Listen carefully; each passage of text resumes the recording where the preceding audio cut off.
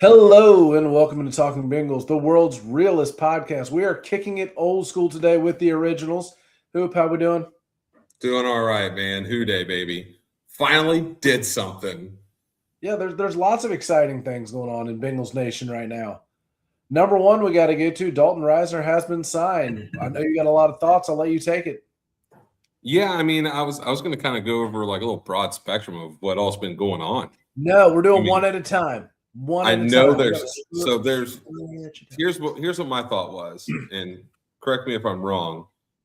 Right, we finally made a signing. We didn't tag Trey, and we got some combine stuff to talk about. Yeah. So I mean, wish Burnsy was here for this. Unfortunately, he's still out with dysentery or malaria or whatever he's got. Cholera. There you go. I was going to get there at some point. One of those old-timey things. But kicking us off with Dalton Risner. I mean, what a great signing. I know it's only for a year extension.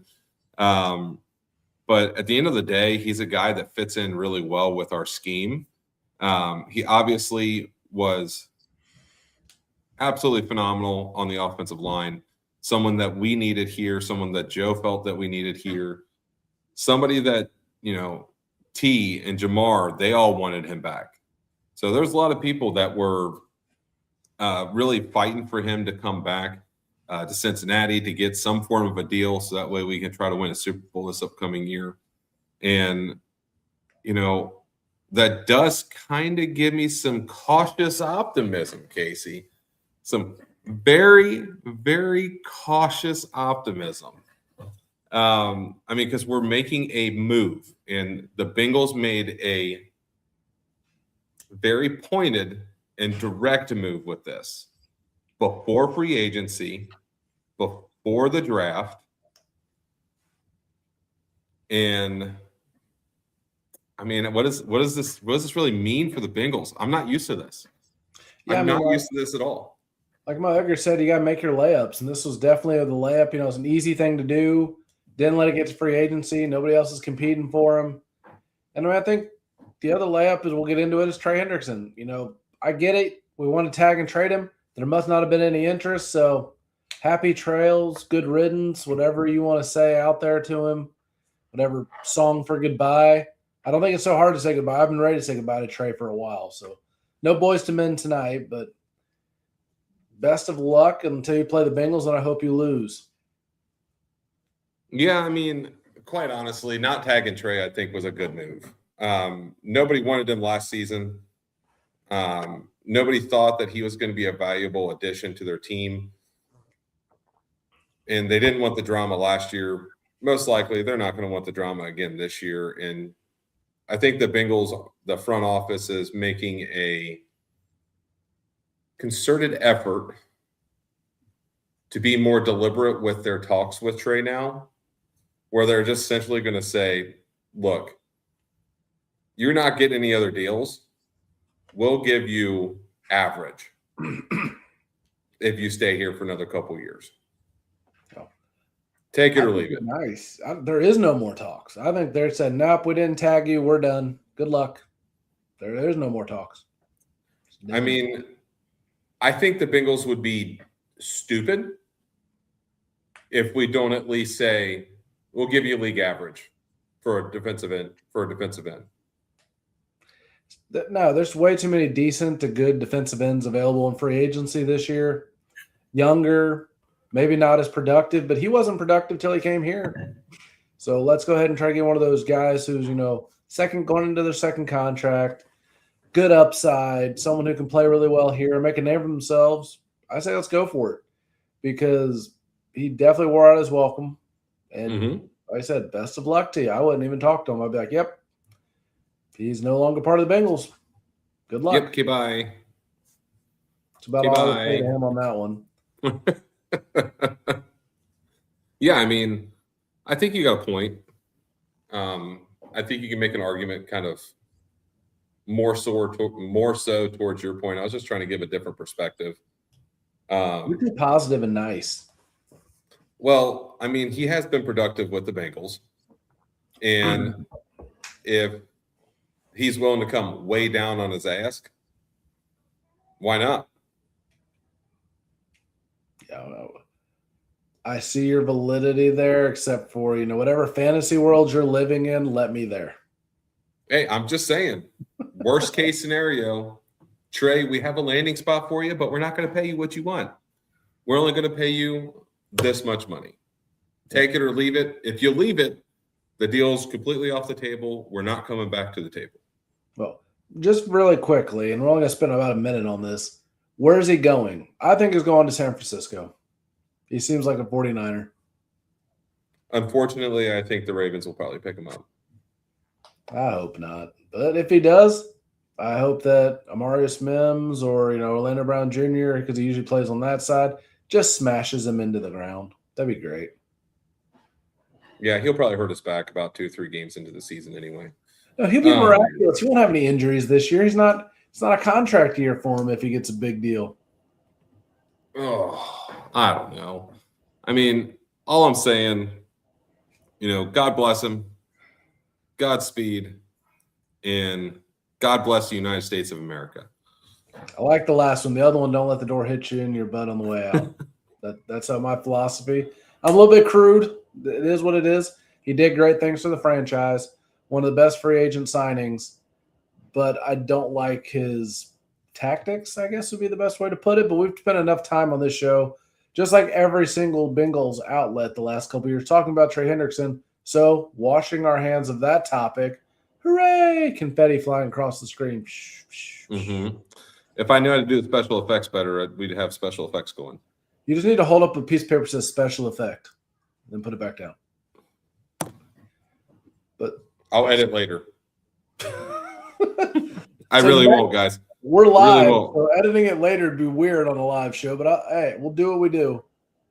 So looking at the next topic, I think you want to go into. Take it. I want to go into essentially. I want to hit the combine. I want to look at top performers. Obviously, we have a few people on this on these top performers list for the defensive ends that we're looking at. Essentially, I mean, I know. Darn it! I pulled up the wrong one. Give me a minute. We still do not have Jeopardy music, so enjoy the silence. Do, do, do, do, do, do, do. Could it be Reuben Bain Jr.? Reuben Bain Jr. Well, Reuben Bain Jr. obviously was one of the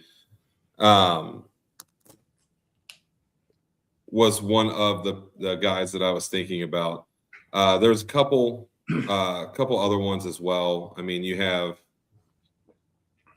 there's another one from Ohio State, and there's a couple from the SEC that were really good this year as well. I can't remember names. I'm so bad with names. But, I mean, we had a lot of really good looks. Arvell Reese, an edge rusher from Ohio State, defensive end.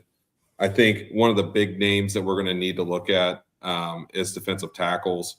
I mean, really, of course, when you're looking at combine stuff and top performers and, what they're performing in and blah, blah, blah. I mean, quite honestly, who cares what their 40-yard dash was? Who cares what their standing broad jump was? I want to look at essentially who is going to be able to come in day one, 2026 summer camp, and actually, spring training's up. A little bit of baseball mode right now. So, and the World Baseball Classic's coming up. But anyways, so I mean, I want them to come in summer camp, be ready to go. Right. I want them to come in to the off-season workouts, come in and just be ready to go.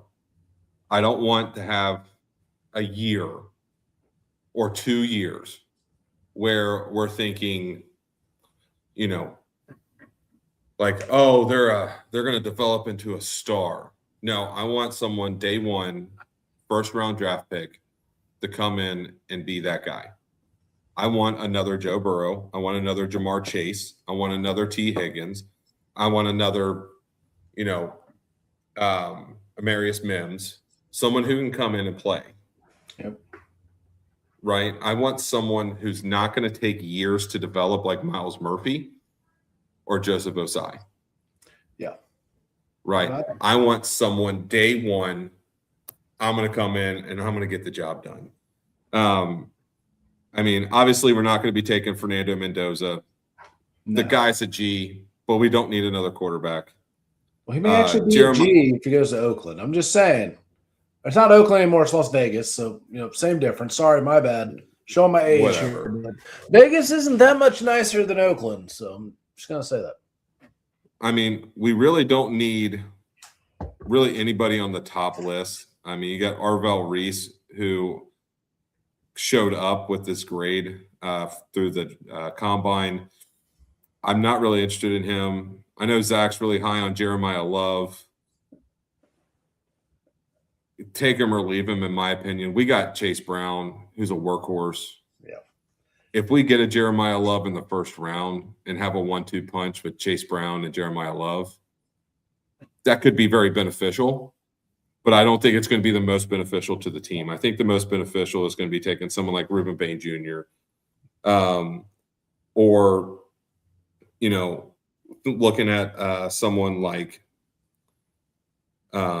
Sonny Styles from Ohio State, one of their linebackers, or Akeem Massador, one of the edge guys from Miami. I like those guys because they're going to fill an immediate need.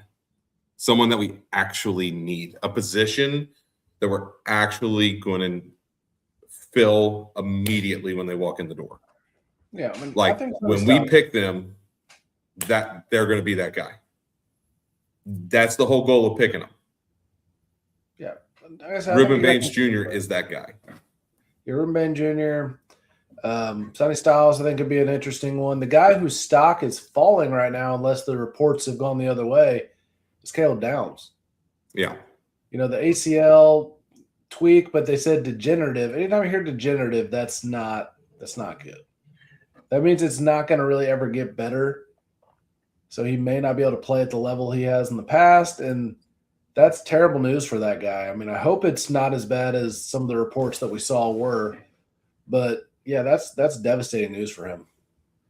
Yeah, even I hate to hear that for Caleb Downs. He was a really good college player.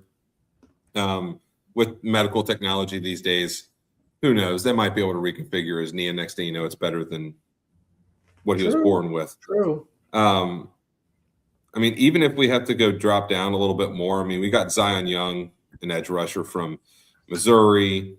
We have a defensive tackle from Florida, Caleb Banks, who had a really good year. Caden McDaniel, honestly, I would take him over the other ones that we've talked about, except for Reuben Baines Jr. We need a cornerback, corner, someone to play slot safety, another in the backfield. I think Colton Hood from Tennessee could be a really good fit. Bringing him in with coverage, being a good a backup cornerback first year or two, and then coming into a starting spot. He's someone that I could see actually play not only just corner, but also safety. I watched him in college. Obviously, I'm a Tennessee Volunteer fan. I'm a little bit biased. I was really mad when we didn't get James Pierce Jr. Thought that was a mistake. But, there's a lot of really, really good players on this list through the combine this year. And I think at the end of the day, there are two spots that we go at first round. If we can't get a good edge rusher, we have to get a linebacker. Yeah, I can see linebacker. There is the chance for a secondary person as well, but I'd definitely say edge and linebacker be your top two. If it's not edge or linebacker, defensive line. But normally I wouldn't pick defensive line first 2 rounds. That's a stretch. The class just isn't that good this year. And we'll get into that. We have a long time for the draft still. So we can talk about that further when we do our mock draft episode, our one a year, because I hate mock drafts. Yeah, I'm not a big fan of them either. I don't know. I got really excited about this combine. I mean, you had the one guy who put up 315. What was it, 315 or 225, like 40 times or 60 times? I don't know, something ridiculous. Like I think the most I ever got 225 up in a row was like 24, which is absolutely nothing compared to most of these guys. Yeah. And that's just awesome. I mean, just the stamina to be able to do that is amazing. I mean, it took me a long time to get to the point where I could do even 15. But I mean, that's only like what, 15, 16 minutes of our time tonight, Casey? Yeah. I mean, there's good stuff that happened there. I mean, next week is going to be hopefully an even bigger episode. We can talk about free agency and the Bengals signings of people in the first 2 days. Otherwise, this could be a very boring episode next week as well if we do not have a whole bunch of free agent signings coming out. So please sign some people on Monday or before 9 o'clock Eastern time on Tuesday. That would be great. So if we could make that happen, that'd make our lives a lot easier. I mean, other news out there. So, more on a not current football stuff related as much, but I do want to give a shout out to a guy that probably isn't even listening, but we're glad to have Jay Morrison back covering the Bengals after the personal tragedy that he had to go through. Good for him. We're glad to have him back. He stumped Duke Tobin with the very first question he asked last week, so that was hilarious. And, there's nothing – you can't have PD and Jay without Jay Morrison. So, Jay, welcome back. Glad to have you. And then thoughts going out to Willie Anderson right now. The kidney transplant has to happen. So I already despise the Hall of Fame so much. Heaven forbid something happened to Big Willie. But then I'm going to have a whole bigger beef with the Hall of Fame at that point. So hopefully Big Willie gets through this, heals up well, is perfectly fine, and resumes life with no issues. But that's just a sad piece of news there that hopefully everything turns out okay. Yeah. But, yeah, those are just two things I wanted to bring up. Yeah, I mean, definitely prayers going out to Willie Anderson, not only for him, but also his family and everybody involved in that. Hopefully the procedure goes easily. And I think it was his girlfriend that ended up being the kidney transplant donor, which was a pretty cool part of the story. I mean, just imagine that, you're going through life and you finally meet somebody and that somebody who's special to you actually winds up being the person that could save your life. That's crazy. If you're not an organ donor already, I'm not being paid to say this, but organ donation saves lives. If you can, get on a list, donate blood, be an organ donor. If you pass untimely and your organs can help somebody else live, be a blessing to somebody else. Now, Casey, off-season topic. I think I'm the one who actually brought the last one up. So I'm going to let you go first. Oh, this is the easiest week to do off-season topics. World Baseball Classic time. That's what we're going to be covering, what we're going to be talking about. Team Japan, I think, is overrated this time around. I think they're good, but Team USA the pitching is much improved. And you know as well as I do, early in the year, pitching trumps batting. Oh, yeah. So. Oh, yeah. Pitchers always have an advantage at the beginning of the year because the hitters haven't seen live pitching in months. Mm-hmm. And just from when we played together in high school and before, it's really hard to get that timing down, especially with different release points of the different pitchers, the different places that different pitchers release their pitches. Normally it takes a few innings just to get used to just a single pitcher. Oh, yeah. The World Baseball Classic team, you got Paul Skeens, who is, I hate to say it, but he's filthy. Oh, he is, yeah. I mean, just a great pitcher and deserves all the recognition that he's getting. And I mean, there's so many good baseball players that are playing for the World Baseball Classic team this year. And I'm just excited Friday to watch the USA destroy the world in baseball. That's what I'm talking about. Heck yeah. One of my favorite parts about the World Baseball Classic, like you mentioned, Paul Skeens, during the regular season, I despise that guy because he pitches for Pittsburgh, but he's going to have USA on his chest. I can cheer for the guy. I can cheer for Aaron Judge. I can cheer for Bryce Harper. I can cheer for people that normally I'm like, ugh, can't stand that guy because he plays for a team I don't like. But yeah, you're playing for my country now. I can cheer for you and enjoy the fact that you're really good at baseball. So that's always nice. It's good to have that opportunity. I think this is probably the best team the USA has fielded ever, to be honest with you. I mean, when they won it in 17, they had a pretty good rotation, a good bullpen, and timely players in the field, people who made really clutch hits or clutch plays. Mm-hmm. But as far as, talent up and down the roster, I feel like this is probably your best team because you're not getting a whole bunch of past their prime players. No offense, Mike Trout. But last World Baseball Classic, you were not exactly prime Mike Trout. Clayton Kershaw is not prime Clayton Kershaw. You got prime Paul Skeens. Aaron Judge is in his prime. You got Cal Raleigh behind the plate. You got Bobby Witt Jr. You got a lot of guys who are at the top of the game. MVP talks last season. So, yeah, you got a really good team. Speaking of Clayton Kershaw, he's on the team. Yeah, he's not an anchor of the team. He's in the just in case they need pitches thrown team part. That's where he's at in his post-career time because he's retired. The utility pitcher guy. Yeah, that reminds me of, I remember it was, the Scott Rowland player coach time. It was like two World Baseball Classics ago. They had R.A. Dickey as their lead pitcher. I'm like, he's like 45. That's not going to do well for this team. So, yeah. Hey, put me in, coach. I'll get a good 45 miles an hour in there right now. Yeah, I mean, I'm just like I was telling my wife earlier today, I think it's finally starting to become more mainstream. You're getting more of the high-quality players. And, I mean, even the teams that aren't the U.S., you're getting really great players on Dominican Republic, Puerto Rico, Japan. You're getting more quality MLB players going and playing for their country, whether it's this country or not, except for Canada. Canada sucks. But that's just my personal feelings on Canada. Anyways, I digress. I do think my favorite dark horse team every World Baseball Classic is the Czech Republic. Why? Because those are just regular guys who stop their day jobs to play baseball. And I'm like, I wish I was part Czech. I would go play for the Czech Republic. It'd be a good time. I mean, the part of the reason why I love the Olympics is because I get to see a whole bunch of athletes that I hardly ever see play any of their sports playing together and teaming together for their countries.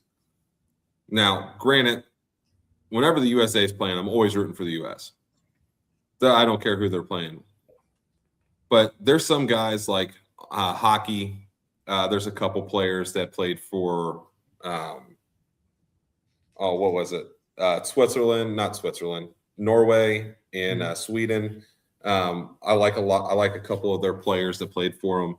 Just really hard-nosed hockey guys. And then there's, when basketball plays, used to, I mean, you'd have like the dream team out there. I mean, that was fun. Oh, yeah. Watching all of these just tremendous athletes just playing together. And then now we get the World Baseball Classic on top of the Olympics, like not even a couple months later, and we're getting the World Baseball Classic. And this is coming off of beating Canada 2 times, right? 2 times we beat Canada, U.S. women's hockey and U.S. men's hockey. We beat them in their own sport, which was awesome. I just love it. I love it. And, the standing ovation for them, they deserve it all. Obviously very humble guys, and they weren't out there flaunting everything. And then Dave Portnoy, shout out to Barstool Sports. Obviously, we're not sponsored. Dave, hi. You can sponsor us if you want. Yeah, you could definitely sponsor us. We would love that. Love your 1 bite challenge too. I would definitely love to try some of those pizzerias. But he actually picked up their tab. Wow. Was it him or was it Pat McAfee? I don't know, one of the big guys. No. I don't know. Sounds like Dave or one of them. It sounds like something either one of them were due. I can't remember who did it, but one of them picked up the bar tab. I mean, it was a pretty big bar tab. That's what I'm assuming it was pretty expensive. Yeah, they have the money, but at the end of the day, we're rooting for our country. The country that you live in. I can't blame anybody who wants to root for their own country. Yeah. So now it's your turn for an off-season topic.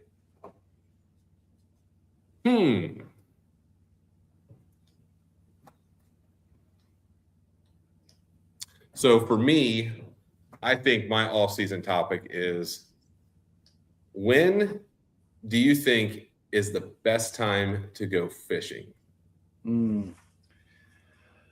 Best time to go fishing.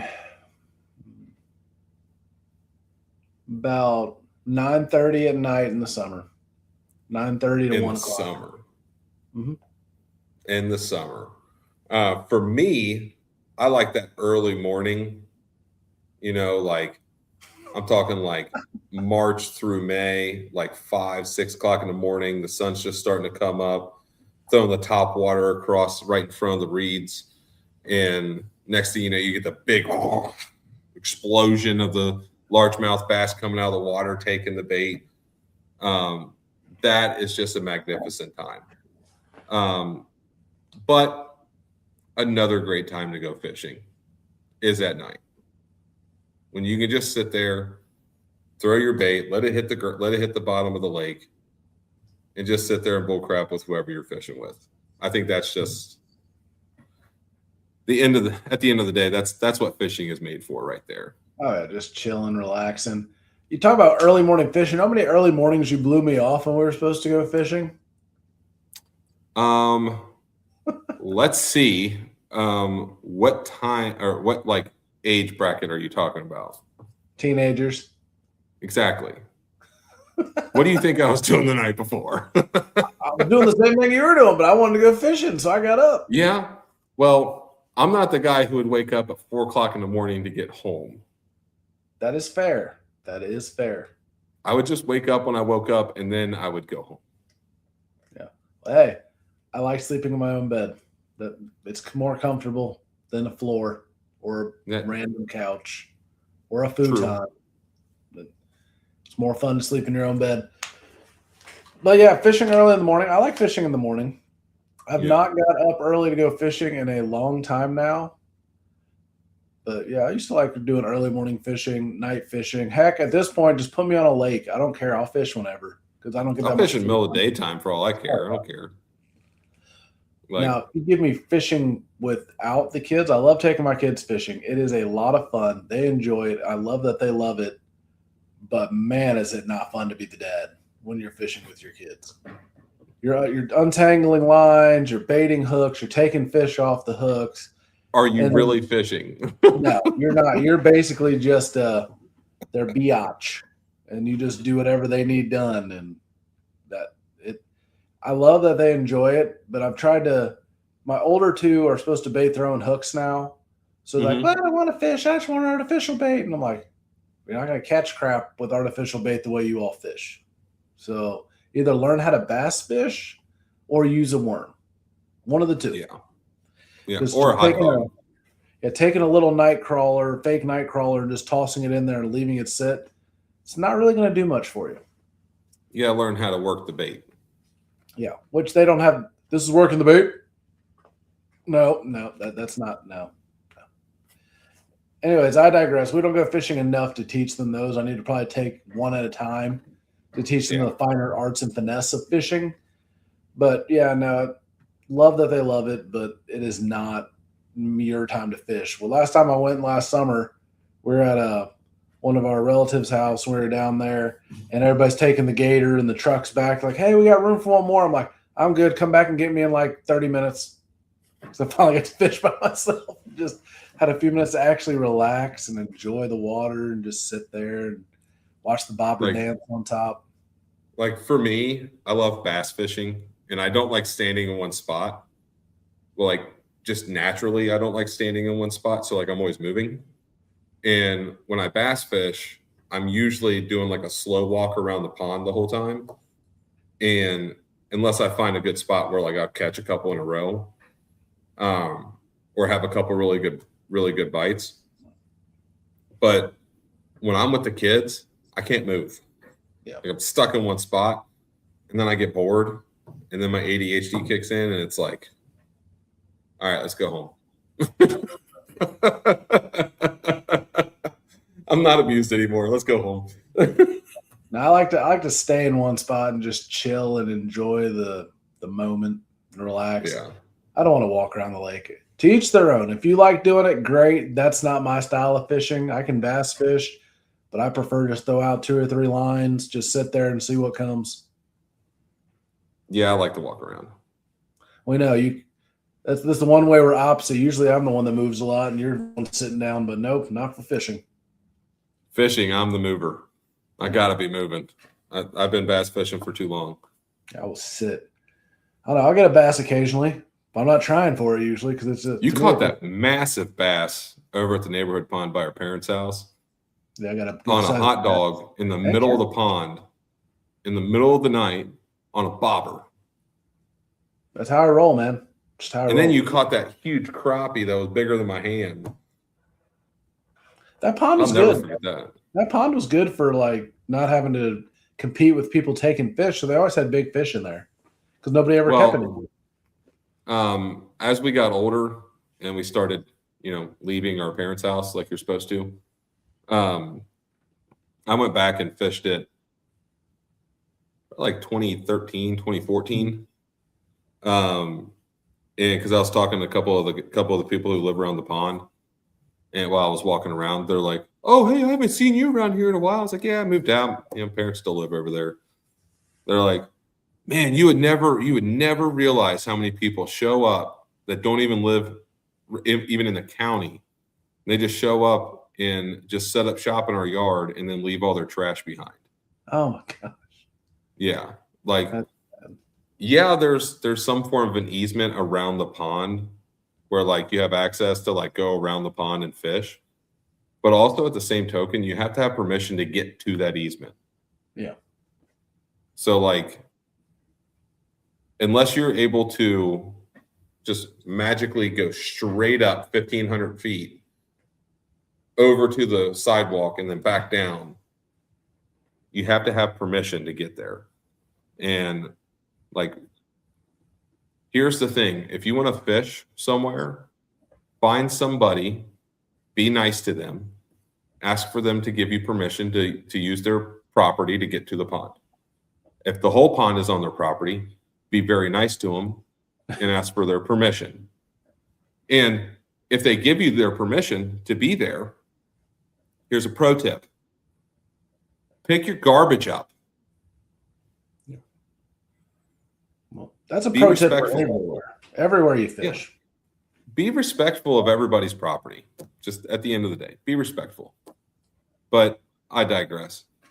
We gonna do a music topic tonight, Casey? Because I know we've been doing that almost every week now. I think it was supposed to be Josh's band this week, but he is not able to join us. So off the top of my head, let's think of somebody that'd be a fun one to do the top 3, 4. Let's go with Brad Paisley because you said it was a good concert. So let's go with Brad Paisley. I enjoyed Brad Paisley concerts too, but I remember you brought that up a couple weeks ago. So we'll do Brad Paisley. So, favorite song, Mud on the Tires. Yes. Waiting on a Woman. That's a good one. Cameo of good old Andy Griffith. Yeah. And then I'm kind of caught between Whiskey Lullaby when he's singing with Alison Krauss, or She's Everything. Well, man, you picked a lot of the ones I was going to pick. I'll have to pick different songs, though. Those are 4 great songs. They all would be in my top Brad Paisley songs, but since you named them, I'm going to come up with some other ones here. I mean, I can name a couple more of little, like... Can you stop? You're going to take all the songs. So, yeah, Little Moments would be a good one on there. That one's always a fun one. Love that one. I'm going to miss her because we just talked about fishing. That has to be on there. Oh, yeah. That one got me punched in the arm a lot when I was dating people. Because I'd say that, like, I'm going fishing. They'd be like, I don't want to go fishing. I'm like, well, that sucks for you. I'm going fishing. I'm gonna miss her. Oh, looky there. I've got a bite. Exactly. You don't worry about nothing when you got a bite. Let's see. A couple other good ones as I break something in my office here. I don't know what that was. Oh, well, who cares? But let's see. Camouflage is a good song. Old Alabama is another really good song by Brad Paisley. Yes. Me Neither. Throwing it really old school. I think that's his first album. Me Neither's a really funny one. We Danced. How about When I Get Where I'm Going? Ooh, that's a good one. Love that one. I'm Still a Guy. That's a classic. I love that song. And then Celebrity. Wonderful song. Letter to Me. Ooh, that's a really good one. If I could write a letter to me. That one hits harder the older you get. It really does. I mean, wow. The time we're like, oh, we're not that much older than 17, or you might have been 17 when that song came out. I don't remember. Yeah, 2009, I was 19. 19, yeah. So we were a little bit older than 17, but you're like, oh, yeah, the good old days. Now you're like, oh, yeah. Oh, sorry. It was 2007. So I was turning 18. Yeah. So I was, yep. Golly. We're old. It was part of his Fifth Gear album that he put out. Yeah, but I would definitely say Mud on the Tires is my absolute favorite Brad Paisley song. I love that song. That's right before I got my first truck, and I was like, oh, so excited to get a truck. Yeah, when I got my first truck, it was a Chevy. And we were at the Brad Paisley concert. I was just waiting for it to come on. Dangling the keys. And now that was the dumbest looking Chevy S10 I've ever seen, but it was mine. I love that thing, man. I had a truck that was four-wheel drive. I was able to drive off-road and got me all-terrain tires in that thing. Man, I wasted money on that. Oh, good. Hey, as long as it was better than your first car, it's fine. No, anything was better than that 97 Dodge Neon. Yeah, your death trap? Oh, my gosh. I had someone at work who is much younger than us. And I told them my first car, they're like one of those 2000s Dodge Neon. I was like, no. I'm talking like old school Dodge Neon, bare bones. It had like hand crank windows. Yep. You had to go around and physically lock every door. The AC didn't work. The heater was always on. The speedometer that decided to quit about a year after I got it, and the suspension, because I was hauling me and 3 other guys to school, sometimes was let's just say that the suspension got broke. Yeah. I said the brakes weren't great. I remember that a few times I drove it. I'm like, how hard do you have to stomp on this pedal to get this car to slow down? You just got to be a man, Casey. It's just got to be a man. Push it through the floor. That's what you have to do. Literally push. There's an e-brake. There's a hand e-brake in that thing, man. You know how many donuts I was able to do in that because of that e-brake? I don't know. I mean, it's pretty sad that the first car I drove was a 99 Caravan, and it was probably the classiest one of all of our friend group at that point. Because somebody else's car always smelled like gasoline when you were inside of it. Yeah, Kurt smelled like gas, and it drove like a boat. JP's car, was it a Cavalier?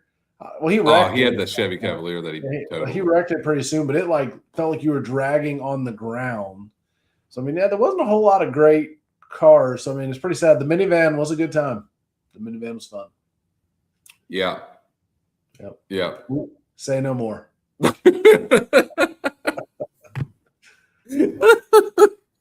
There was this one night.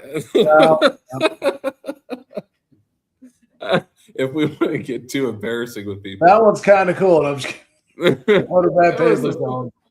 That was a funny night. But I'm glad we brought up Brad Paisley. What a good topic. I'm kind of sad that we don't have Zach and Josh here for their input too. Yeah.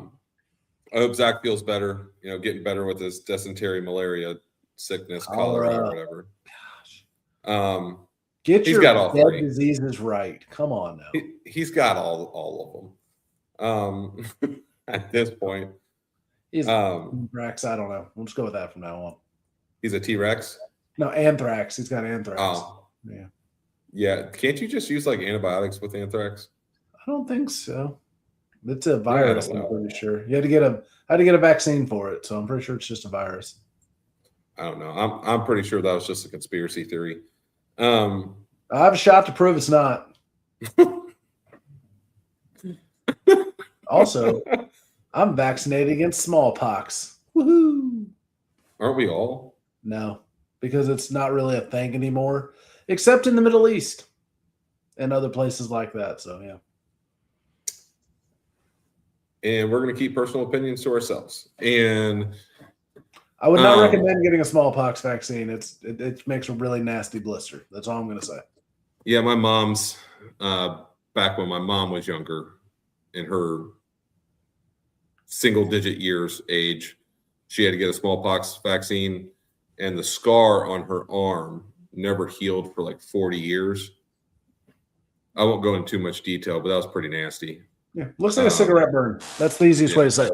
Looks like people always ask me, "Did you get burned by? Did your parents not like you? Did you get burned by cigarettes?" No, it's smallpox. Your mom and dad never even smoked. I know. That was fun. You know, I got that as an adult though. So if we ever had cigarette burns, it was because of a dare. We digress. Our parents never abused us ever. Our parents loved us. So anyways, end of the day, Bengals making good moves. Casey, final thoughts. Final thoughts. I am going to go somewhere I don't normally go. So if you don't like it, you know what my opinion is if you watch this show more than once, where you can shove it. Whatever your thoughts, opinions of world events right now, I'm not going to tell you how to think. I'm not going to tell you what you should believe, who's right, who's wrong. People in uniform don't get to make a decision about where they go or what they do. They do what they're told to do, and they do the job that they're given. So critique politicians, critique worldviews, critique whatever you want. Don't critique people put in uniform. That's my personal opinion. If you want to say otherwise, fantastic. I don't argue with idiots. Have a wonderful day, everybody. And my final thoughts: like, follow, subscribe, follow us at all of your social media platforms at talkin_Bengals. Remember, there's no G, only G is Burnsy. Definitely not me. I'm not a G. No. And also check out our Etsy store, Talkin' Bengals, or Cesian Enterprises, or you can just check us out on Cesian or talkingbengals.com, right? Yeah, we do have talkingbengals.com and seasonenterprises.com. We have websites for days, people. Yeah, and if you need some energy, check out w.gg. Put in our promo code TBCFB10 for 10% off. Bengals finally making some moves. You know, I'm going to stay away from world events just because, you know, politics. I don't want to jump in. But, yeah. We'll stay there. And Bengals finally making moves, right? And at the end of the day, it looks like they're making decisive moves, which, in my opinion, leads me to be a little bit optimistic about this year. So I think somebody has a fire lit under their butt, or some buddies, because they're making decisive moves. They're making good decisive moves, sound decisive moves. And at the end of the day, what we want is a good Cincinnati Bengals football team on the field. And this time next year, we want to still be celebrating a Cincinnati Bengals Super Bowl. Hoo-day, baby. Hoo-day.